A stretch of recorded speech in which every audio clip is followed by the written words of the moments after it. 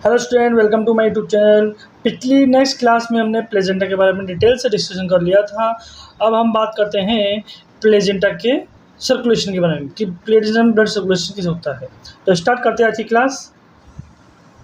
तो placenta circulation, there is a two types of blood circulation होते हैं।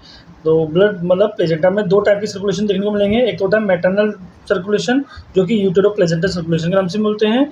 एक सेकंड होता है फिटो सर्कुलेशन जिसे फिटो प्लेजेंटल सर्कुलेशन होते हैं। मतलब यूट्रस पहले होता है, यूट्रस का प्लेजेंटा में किस प्रकार से ब्लड सर्कुलेशन होता है।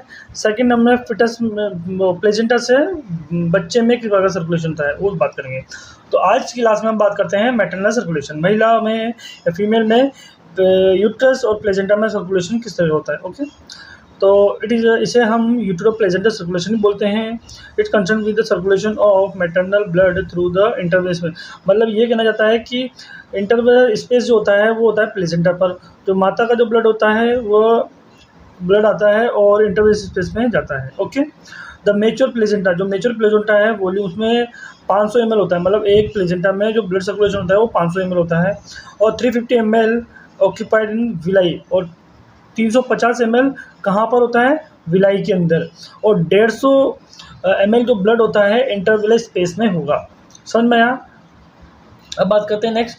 तो फ्लो रेट इन इंटरविलर स्पेस की जो ब्लड फ्लो होता है आता जाता, मतलब रहता तो 150 ml है इंटरविलर स्पेस में, लेकिन पूरे हर मिनट में कितना ट्रांसमिट हो जाता है, 500 से 600 ml पर मिनट इतना ब्लड फ्लो हो जाता है इसके अंदर। समझ में आया। The blood in the interval space completely replaced about 3 से 4 टाइम। मतलब 3 से 4 टाइम हर एक मिनट में 3 से 4 बार रिप्लेस ब्लड हो जाता है। जैसे कि ऑक्सीजन न्यूट्रिशन जो बच्चे को पहुँचाने होते हैं वो रूप से 3 से 4 बार हो जाते हैं। समझ में आया। The pressure with in the interval space में, जो इंटरवल स्पेस है उसमें ब्लड का प्रेशर 10 से 15 mmHg होता है। ओके, और यूटेराइन जब रिलैक्स होती है, जब यूटेराइन रिलैक्स होती है तो 10 से 15 mmHg प्रेशर होता है। और जब यूटेराइन कॉन्ट्रैक्ट होती है तो उसमें इंटरवल स्पेस का जो प्रेशर होता है वो 30 से 50 mmHg होता है। Okay, the fetal capillary pressure जो होता है विलाई के अंदर, जो विलाई है, विलाई में जो कैपिलरी है और वो में जो प्रेशर होता है 20 से 40 mmHg होता है। समझ में आया। अब बात करते हैं आर्टरी सर्कुलेशन। जो प्लेजेंटा है उस प्लेजेंटा और में आर्टरी का सर्कुलेशन किस तरह होता है वो सब बात करेंगे। लगभग 120 टू 200, मतलब 120 से 200 spiral artery open into the interval space. Interval space के अंदर स्पाइरल आर्टरी कितनी, 120 से 200, वो कहाँ पर ओपन होती है, इंटरवल स्पेस में। समझ में आया।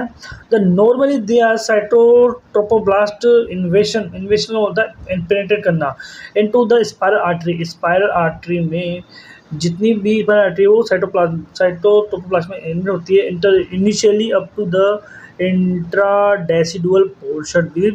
12 वीक में ये कंप्लीट हो जाती है। मतलब ये बना देती है स्पाइरल आर्टरी को। कितनी बन रही थी, 120 से 200। समझ में आया। There is a secondary invasion, जो फर्स्ट इन्वेशन हो चुका था, सेकेंड इन्वेशन की बात करें ट्रोपोब्लास्ट के अंदर बिटवीन 20 से 16 वीक में। Extern radial artery with in the myometrium. पहले कौन सी आर्टरी थी, स्पाइरल। फिर अब दूसरी आर्टरी कौन है, रेडियल आर्टरी है, जो कि मायोमेट्रियम में पेनिट्रेट होती है। कौन से वीक में, 12-16 वीक में।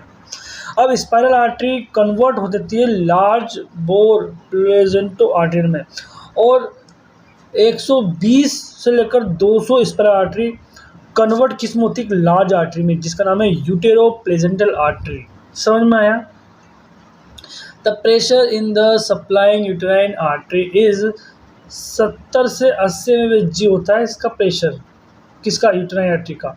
And the pressure and draining uterine, और रिलैक्सेशन के समय 8 mmHg होता है। और वेन्स का, वेन्स का जो प्रेशर है, ड्रेनेज वेन का, उसका प्रेशर होता है 8, जबकि आर्टरी का प्रेशर होता है 70 से 80, जबकि वेन का जो प्रेशर होता है 8 mmHg होता है। ओके, अब वीनस ड्रेनेज की बात करें कि ब्लड पहुंचा दिया गया है, अब ब्लड बाहर भी आएगा, जो ड्रेनेज में CO2 सबसे ज़्यादा होगा, वेस्ट प्रोडक्ट होंगे। ओके, तो blood venous blood of intervillous space drain through the uterine when.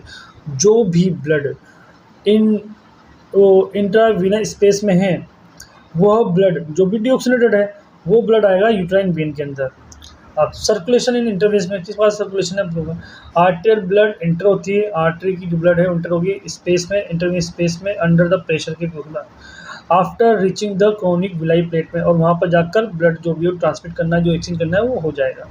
Villi help the mixing and slowing of the blood flow, और धीरे धीरे जो भी है वो एक्सचेंज हो जाएगा, जिससे कि ब्लड में जो भी न्यूट्रिशन होते हैं वो बच्चों को ट्रांसफर हो जाएंगे और किसी प्रकार की प्रॉब्लम नहीं आएगी, और बच्चे को पूर्ण रूप से ऑक्सीजन और न्यूट्रिशन मिल जाएगा, और जो भी वेस्ट लेना है वो वेस्ट मिल जाएगा। ओके, समझ में आया। अगर आपको हमारी ये वीडियो नॉलेजेबल है, कुछ सीखने को मिलता है, तो प्लीज़ हमारे चैनल को लाइक, शेयर, सब्सक्राइब करना ना भूलें। Thank you.